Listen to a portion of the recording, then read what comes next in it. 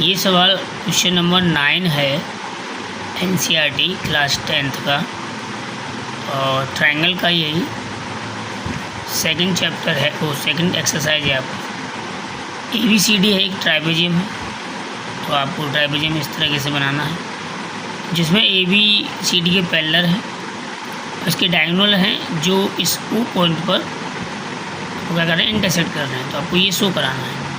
अब AO upon OB show कराने के लिए, अब इसको शो कराने के लिए हमें एक और लाइन जो कि AB और CD के पैरेलल है EF लेनी पड़ेगी।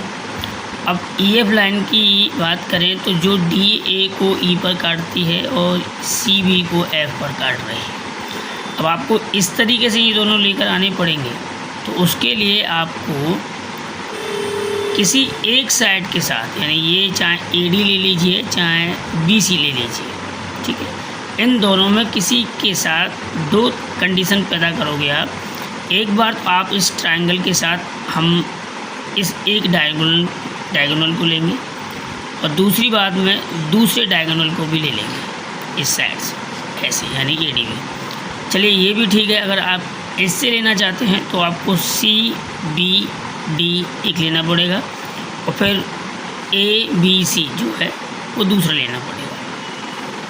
लेने के बाद क्या करना पड़ेगा आपको, जैसे मैंने ADC लिया है तो सबसे पहले बताइए ये इसके पैरेलल है, ये इसके पैरेलल है। तो मैं अब जब इस ट्रायंगल को लूँगा तो ये आपस में पैरेलल होंगे। तो जब ये आपस में पैरेलल हैं तो ये आपस में प्रोपोर्शनल हैं, ठीक है। तो इसका मतलब ये है कि DE divide by EA in equal to, अब DE लिया है तो आप OC ले लो और यहाँ क्या ले लो, OA,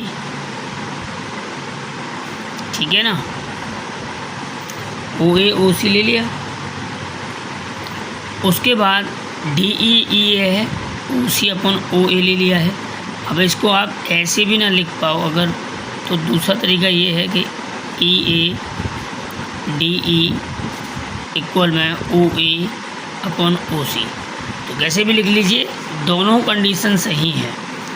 अब OA अपॉन AC हम इसके अकॉर्डिंग ही रखा है, वैसे आप इसको भी ले लोगे तब भी कोई दिक्कत नहीं है। अब दूसरा क्या है, दूसरा ट्रायंगल लेते हैं। इन ट्रायंगल कौन सा ट्रायंगल है, ADB है ना, ट्रायंगल AD और B।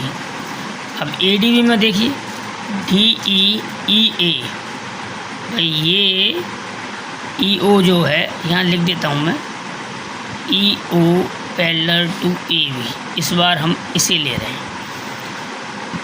तो ये इसके पैरेलल प्रोपोर्शनल हुआ और ये इसके प्रोपोर्शनल हुआ, ठीक है।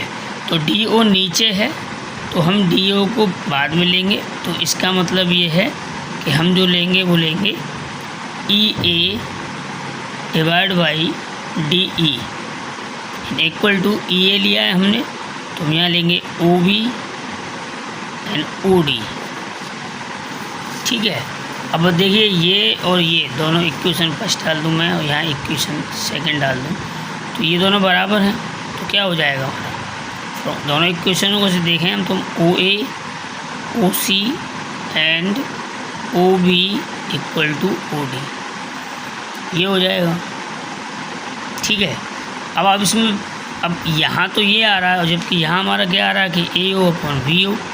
अब इसका मल्टीप्लाई इससे करें तो देखिए OB और OC और AO DO, यहाँ कुछ ऐसा है क्या, OC OB OA DO। इसका मतलब ये क्रॉस में जो मल्टीप्लाई हो रहे हैं वो इसी प्रकार से हो रहे हैं जैसे कि ऊपर दे रखा है। तो हम इसको करेक्ट कर सकते हैं।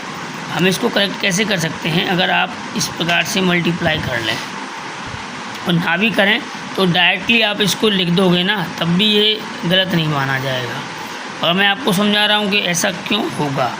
तो OA multiply OD and OB multiply OC, तो यहाँ क्या है, AO है, चाहे OA हो चाहे AO हो, AO एक ही चीज़ है, ठीक है।